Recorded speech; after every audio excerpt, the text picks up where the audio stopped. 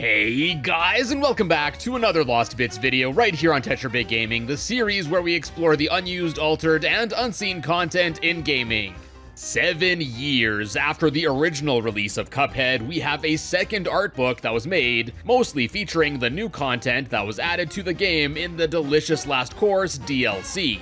And much like my first art book Lost Bits video on this game, we got lots of scrapped concepts and designs to check out here.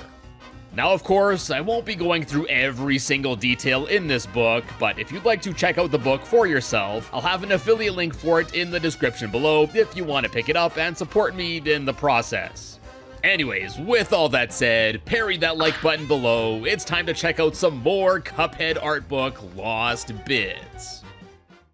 Alright, so for this video, we'll be focusing on the Delicious Last Course characters, areas, and bosses that were added to Cuphead, or featured more in the DLC. And although at first I thought I'd cover everything in one video, there's actually a section in this book for the levels that were cut from the game, and I thought there's enough there to warrant a standalone video, so stay tuned for that in the near future. But for now, let's kick things off with Miss Chalice herself, who was added as a new playable character in the Delicious Last Course. Now, if I recall correctly, we've already seen a few unused stage entrance concepts for Cuphead and Mugman in the 6-year anniversary update to this game. But here, we got some for how Miss Chalice would have made her way into a level from the astral plane. And we also have this very crude early sketch of Cuphead, like angrily looking at the astral cookie, which I thought was pretty funny. Anyways, yeah, some scrapped ideas for Miss Chalice entering include a straw hoop dropping down which would seemingly warp Cuphead out and Miss Chalice in, a similar idea where the loop would suck Cuphead or Mugman up before dropping Miss Chalice in, a warp hole that would appear and suck up Mugman here and then Miss Chalice would plop out. Similarly, a hole would appear below Cuphead and after falling in, Miss Chalice would have climbed out. We got a scrapped idea where a hand would have emerged from the portal to grab Cuphead or Mugman and pull them in, before the warp hole would then just entirely transform into Miss Chalice. And then there are several sketches for different astral plane portal designs, including my favorite, a fourth wall breaking idea in which a hole would be punched out of the paper on which the characters were drawn, which I think would have been pretty awesome to see. Next, in the 6th anniversary update to Cuphead, we got to see some scrapped designs of Miss Chalice in her plane form. And in addition to those again here, we also actually get to see some scrapped designs of her when transformed into the Rocket Super EX attack. And here we can see the rockets in different shapes, having a different number of fins, different designs, thicknesses, and more. And honestly, I really do like some of these other designs. Then after those, we got scrapped ideas for Miss Chalice's other super arts, like her spiral pillar where some spirits would have appeared. We got several scrapped designs of Miss Chalice's shield pal, including some looking more friendly than others, and then there's also these 3 sketches. Then we saw some early sketches of Miss Chalice's Ghostly Barrage super art in the 6th anniversary update, but we also have some more of them here, as well as including a scrapped idea that we also saw in the 6th anniversary update, in which originally, it looks like the plan for Miss Chalice's 3rd special art would have had her teaming up with some of her spectral ancestors.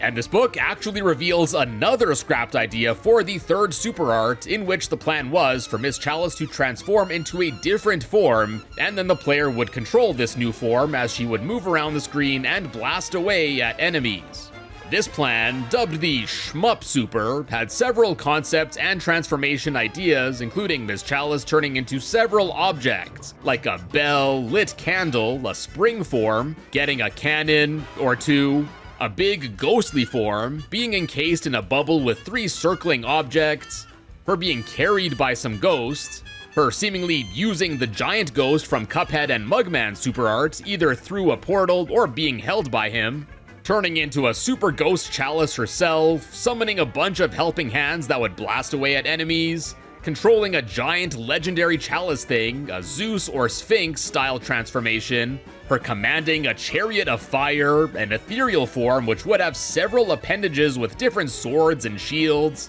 some sort of color-changing fountain of death attack idea, one where it looks like she would die and then be carried by 6 pallbearer ghosts, but her own ghost would then still do some sort of attack, And then, probably my favorite, a scrapped idea where she'd jump into the mouth of a pelican and then mount a machine gun to start blasting. Now, despite there being so many different ideas for this transformation plan, it was ultimately decided against since apparently the developers felt that this concept was too similar to the game's airplane level mechanics. And although I understand their rationale, personally, I think a lot of these ideas would have been more interesting to see than the Ghost Barrage we ended up getting. Now next, the book moves on to go over the actual island on which the DLC takes place, and right away we can see several bits of concept art, including a plan for the fight against Esther Winchester taking place in an old western cowboy movie set. This book also reveals an early layout for the island as a whole, which has basically everything in a different spot compared to where it's seen in the release version. The Moonshine Mob entrance was originally on the right side of the island, Mortimer Freeze and Glumstone right at the top, and the entrance to the fight against Esther Winchester would have been on the left side in what looks like a cow pen. The book then shows off the iterative process of finalizing the design of the island, and it's especially cool to see the annotations made to this early design of the map here. Then finally getting to the bosses themselves, we start things off with the Moonshine Mob, and of course Charlie Leftlegs, which in addition to this awesome looking programmer art of a scrapped whistling attack, the authors here actually do reference that this design was indeed a rework from the giant spider boss that was originally scrapped from the game.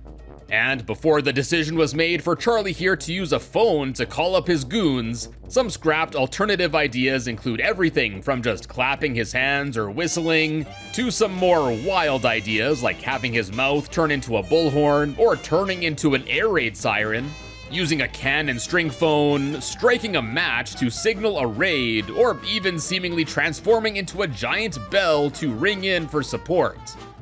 Then next for Madcap Maddie, in addition to some early designs for her where she'd seemingly have an older appearance, there are two more scrapped ideas for her phase that are discussed here. The first was, instead of her dropping down on her gramophone, the plan was for her to drop down on a diamond. And then instead of the gramophone shooting out the musical beams, a spotlight was planned to have shined on the diamond and the refracted light would have been the damaging beams.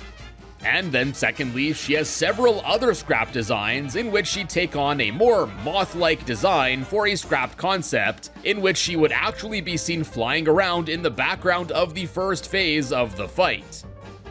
Although there aren't too many early designs for Sydney the Snout here, this book reveals that before he'd appear and stick his tongue out on the sides of the screen, the original idea for his phase was just for his nose to drop down from the top of the screen. And additionally, there are several scrapped ideas for the fake knockout that occurs after defeating him, including some bugs dropping down on a pair of hanging fly traps as they held a sign, a centipede-like fella appearing and painting the word knockout on some paper, or some bugs flying in holding some leaves with knock and out written on them. And then we also got some scrapped ideas here for the final phase, like Hardtop Harold throwing either some red projectiles or some bottles, as well as an idea in which the anteater would grab a can of insect repellent and spray the hell out of the snail fella. And on that note, there are also several scrap designs for the final phase character as well, including several non-snail designs too, and we also get to see some ideas for different placement of the mob boss on the anteater. Then, after the sus bugs, we have Glumstone the Giant, and this book shows off several scrapped ideas for the gnomes seen in the fight, including some with pitchforks, as well as I guess an idea where they disguise themselves as narrow, sharp tree stumps. Then for Glumstone himself, there are several scrapped concepts for his attacks as well, including numerous alternate projectiles that he would have shot out instead of the gnomes in his mouth brewing the fume clouds. And these include blowing hairballs out of his nose, shooting projectiles out of his fingertips, bats emerging from a cave in his mouth, what looks like some lava bubbles hopping out of a lava pool in his mouth, bugs being shot out of his teeth while gnomes would throw bones, a rather creepy idea where his tongue would have a mouth of its own, having his nose turn into an airport from which some planes would take off, using his bottom teeth as posts for a slingshot, or even pulling the mountain on his head down to reveal volcanoes, which would then shoot out some projectiles of their own, and more. Another interesting idea seems to have been for some gaseous bubbles emerging from his mouth, which look like they'd come in a variety of types, including rock, lightning, as well as fire. And then, instead of pinching a bear and holding it above the player, other scrapped ideas were for Glumstone to lift up either a cave or a locked up wooden cage, both from which the bear would spring down towards the player. Then, before moving on to the second phase of this fight, this book also reveals a scrapped secret in the game in which the player would have been able to catch Glumstone sleeping if they made their way to him quickly enough as the battle started. And then for the second phase with the hand puppets, although I definitely think going with the designs of the Devil and King Dice was an awesome choice, this book reveals several other scrapped design ideas, including them just being gnomes, Cuphead and Mugman, or some creepier designs where they take on a more human puppet-like design. And honestly, if these were chosen, these may very well have been the creepiest things in the game. There's actually several other puppet design ideas here too, including a knight and I guess a damsel in distress, various different animals, some more humans that look way less creepy than the previous ones, and more. Some of these are super derpy and I love them. And then for the final phase, there's not all too much here that we don't see for the fight itself, but instead of just being taken right to the last phase after Glumstone gobbles the player up, there was actually an idea for there to be a playable segment in which the player had to actually make their way down Glumstone's digestive system, which was scrapped due to apparent pacing issues. Here we can see concepts of fighting the stomach wall, and then instead of the skeletal salamander fellas that are seen in the final phase, this book shows off some other ideas for the platforms there, including them, well, not being skeletons yet, some inflatable rafts, as well as barrels of toxic waste. And then the last thing for this fight I want to touch on here is that this book shows an early background for the first phase, in which instead of being on a mountaintop, it would have started out at the base of what looks like a gnome village, as we can see their dwellings in the background's large trees, which I thought was pretty cool. Next up, we have Esther Winchester from High Noon Hoopla, and of course, we have various early designs for her as well that were scrapped, such as her wheeling around on roller skates, having a rifle or snake gun to, I guess, shoot out projectiles, and more, which certainly gives her more of an evil bandit look than how she appears in her final design. Furthermore, the original idea for this entire fight was completely different in that she was going to have a gang of outlaw pigs which would aid her in the fight, and it would have taken place in several carts in a caravan, each with their own theme, including a saloon that would have included some sort of bar fight, a horse chase, a stage show, and more. For the second phase, there were also some scrapped alternate ideas for the vacuum device that was chosen, including using a donkey as a vacuum, or she would have been seen riding a bull that I guess would double as a vacuum, as we can see its tail acting as a hose for it.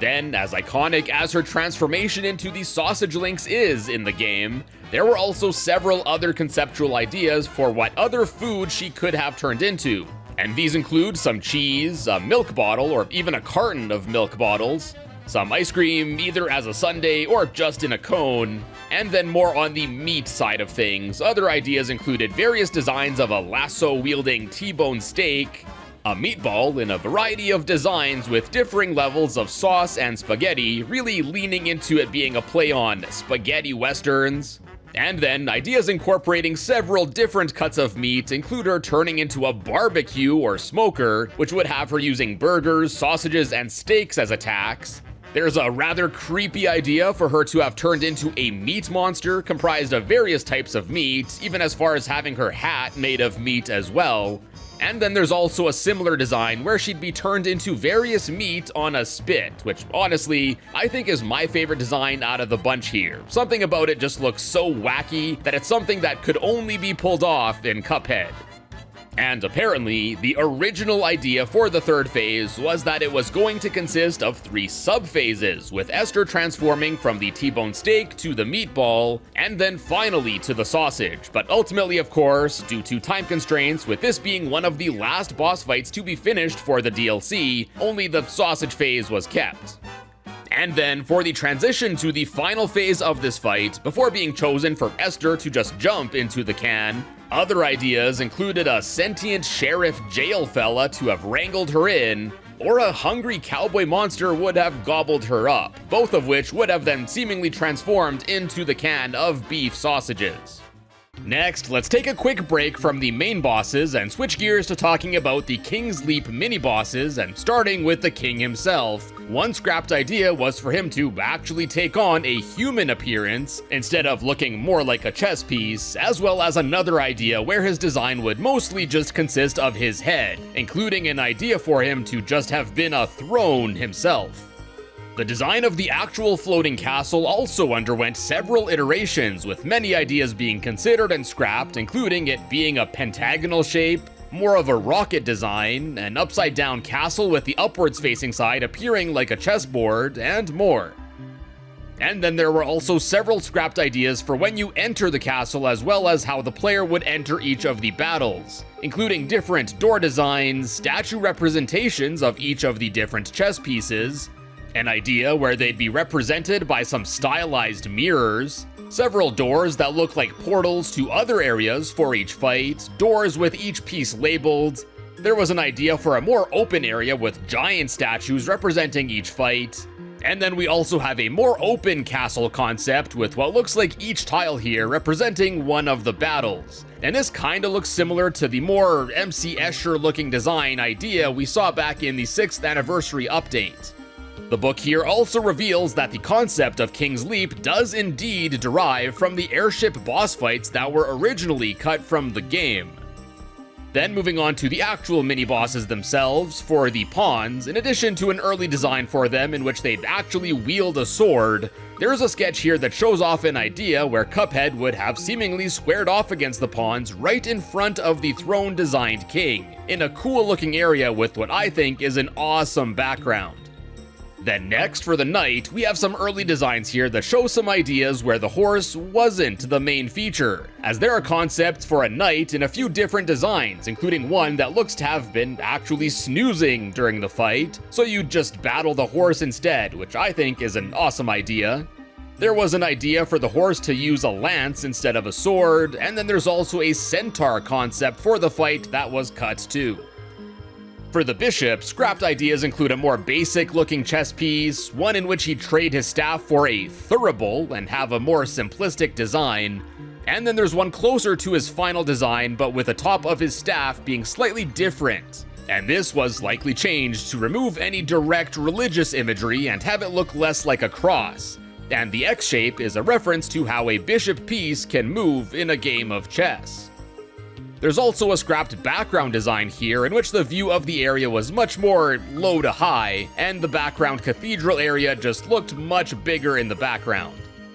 But what I think is most interesting about the bishop is that apparently he is a rework from an idea that was scrapped from the original release of Cuphead, in which if the player took too long to defeat a boss, a secret Death Reaper character was going to appear and attack the player. And yeah, apparently this Death Reaper was reworked into the bishop.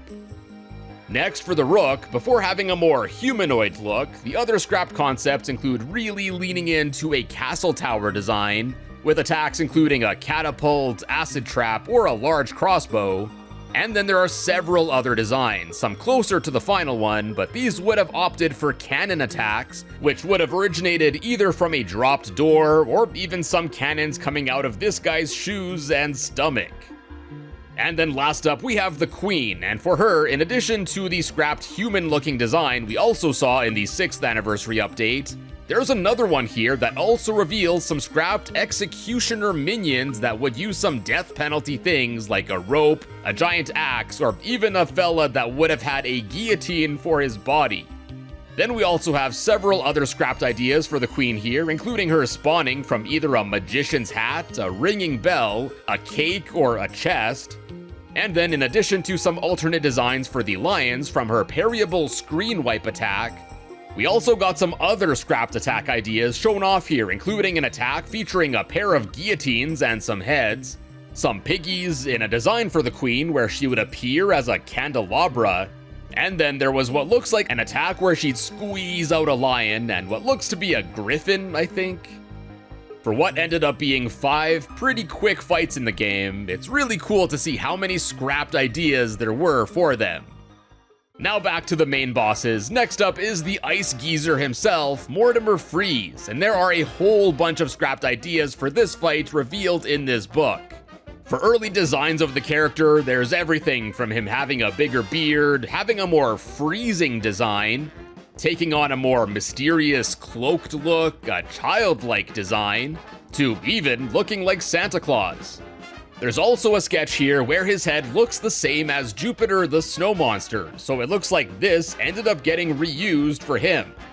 Next, we also got a ton of early designs for the little icicle minions here, ranging from little candle dudes to several different snowmen designs, some more detailed than others. In addition to those, there are also some sketches here of several scrapped attacks for the first phase of this fight, including a mouth emerging from Mortimer's belly that would spit out projectiles, him like splitting in half, ripping his skin off to reveal his skeleton, or even getting split apart by some ice hands, which honestly would have been pretty wild to see. Then there's a scrapped attack for him pulling his eyes out to let projectiles go after the player, or also having his nose turn into a zipper, after which he then unzip his face to launch out some other attack. Yeah, the final idea of just dropping down some icicle minions from his cloak ended up being way more tame than all of these rather gruesome concepts. Then next, alternate ideas to slapping down the whale include ice blocks, a stamp, curling rock, some ice skulls, a chandelier, a snow globe, a large ice punch, another scrapped guillotine idea, and more. Then some alternate ideas to the card attack. We have him being accompanied by an ice Viking spirit thing, the spirit of a shaved ice cart fella, and then several other projectile ideas. Then, instead of Jupiter just being lowered in, other scrapped entrance ideas include him being pulled in by some minions, or him getting pushed in on a sled. What's interesting is these last two would also have Mortimer turning into either a gem or a bucket that would then attach to the snowman, presumably possessing it. And speaking of Jupiter the Snowman, there are of course also several scrapped designs for him as well, some keeping with the snowman idea in a variety of designs, including some more ghostly ones, as well as an igloo one. But then we also got several ideas for the character to have taken on a Yeti-like design, some with a walrus-type face, one looking more like a wolf, and one in which the Yeti would be inside of a bucket instead of wearing one. And we also have a bunch of scrapped ideas for his transformation into a fridge, where he'd either reform himself with his own hands, rip off his outer costume to reveal the fridge design beneath, or just flip backwards to shed his original look. And then we also got some scrapped non-fridge transformation ideas too, including turning into a castle tower with a cannon on its head or mouth or eyes, turning into a catapult, a tank, or some other cannon designs too. And before deciding on the swords that emerged from the ground after Jupiter's floor slam, other concepts for these include various ice spike designs, and then there are also some way different ideas like some fish popping out of the ice, some tentacles, a gravestone, an ice fire torch thing, or even some skeletons. And then for the final phase, there are some other scrapped ideas and designs here for Mortimer's appearance. Non-snowflake designs include a low polygonal head design, I guess maybe a reference to Andros from Star Fox,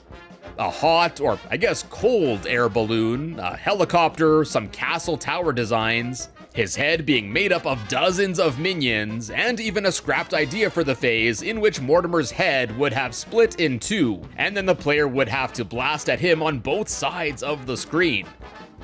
And then, I guess after the decision was made to go with the snowflake look, several designs were conceptualized with different faces and designs for the points around it. And lastly, although we do see the ice cream stand in the snowflake's mouth during the ice cream attack in the last phase, there were a few other designs for the stand, including it being an ice cream truck as well as a smaller cart. Next, we have the fight against the Howling Aces, and for starters here, there are actually several early designs for the plane which the characters would ride on, some even having a face suggesting that the plane itself would have been a sentient character as well.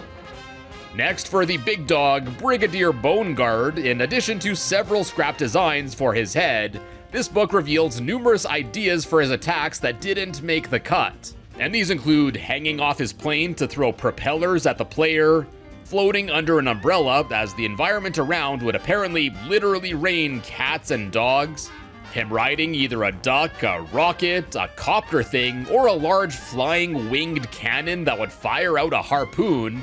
There's a tongue and a dog tag whip attack that were scrapped, and here we can also see an early Brutus name for this dog.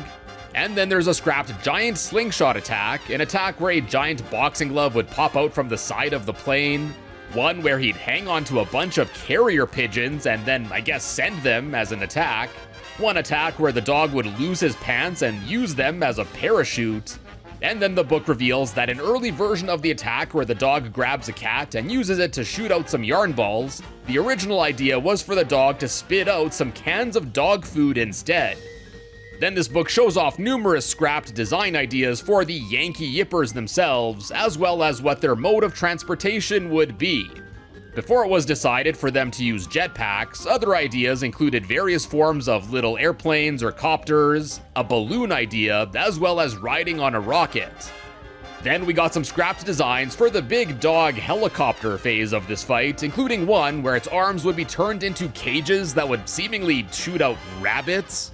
And then I know a lot of fans really like Sergeant O'Farah's final design, but this book reveals several other design ideas, some that look quite a bit different. And yeah, I think these wouldn't have been as much of a hit with fans.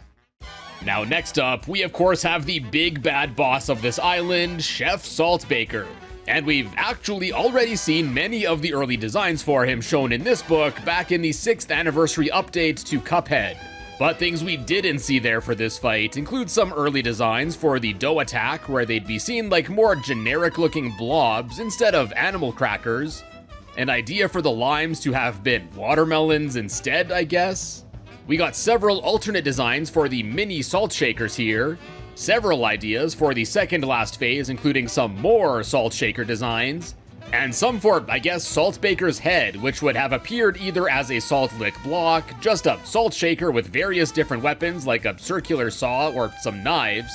And then we also got several scrapped ideas where Saltbaker's head would take on a more spherical shape and appear either with a baguette or knife in his mouth, various kitchen objects or shards of glass sticking out of him, or him popping out of a drawer of a salt mill or a salt scoop.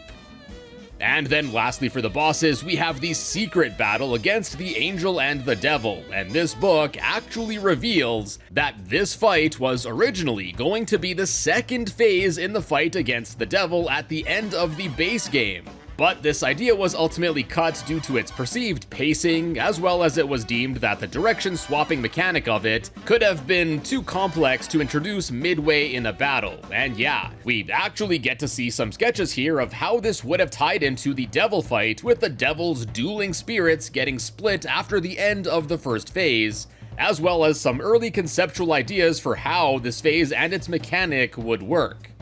After this book also shows off some attack and platform ideas that didn't make the cut, and these include the Angel shooting out harps, both the Angel and Devil having bell projectiles, and then for the platforms, instead of the moving cloud, scrapped ideas include just 2 basic floating platforms, 2 platforms color-coded to each boss, some floating letters spelling out casino, and then these platforms here being held up by some hooded ghoul fellas. And then lastly for this fight, this book shows off several ideas for the background, such as what looks like a creepy forest idea, an ethereal area with a casino motif, as well as a graveyard, which yeah, would make sense as that's where you start this battle. But honestly, the galaxy background that ended up getting chosen, I think, fits the fight quite well as it is. Then next, after showing off a cool behind-the-scenes look at how the Miss Chalice tutorial level, the King's Leap Castle, as well as the Devil skeleton in the background of the Angel and Devil fight were sculpted in real life, The book also shows off numerous NPC designs that didn't make the cut. There are a whole bunch that are shown off here, so in the interest of time, I won't be going over all of the unused designs here in detail, but we got NPCs based on animals and kitchen objects, and other highlights include some early designs for Inspector Graves, the ghost seen in the graveyard, the 3 NPCs seen on the podium, various different designs of the Cactus Girl, including some non-cactus designs, some for the stopwatch boat driver, including several of the character taking on a human design, a bird, or even an alligator. And then finally, we got several unused designs of Buckley the cat, the newsy NPC that gifts you a few extra coins on the aisle. Now, the main purpose of this NPC is to warn players that enter this aisle before beating the rest of the game that the bosses here may be more difficult than the ones they've defeated so far. And as such, in addition to several other designs that didn't make the cut, one major idea that was originally focused on was to lean into more of a scaredy cat design that would similarly warn newer players to stay away from this island. And now to wrap up this video, after going through the cutscenes that were made for this DLC, the book also features a page for the new bad ending that adds Miss Chalice to it. And here we can see some pretty creepy looking sketches for her bad ending design, and this one with some red lines looking extra unsettling. And I didn't know this until reading this book, but all 3 of these protagonist alter egos actually apparently have specific names. We got Evil Cuphead, Vile Mugman, as well as Miss Malice. And yeah, I think that name fits pretty well here.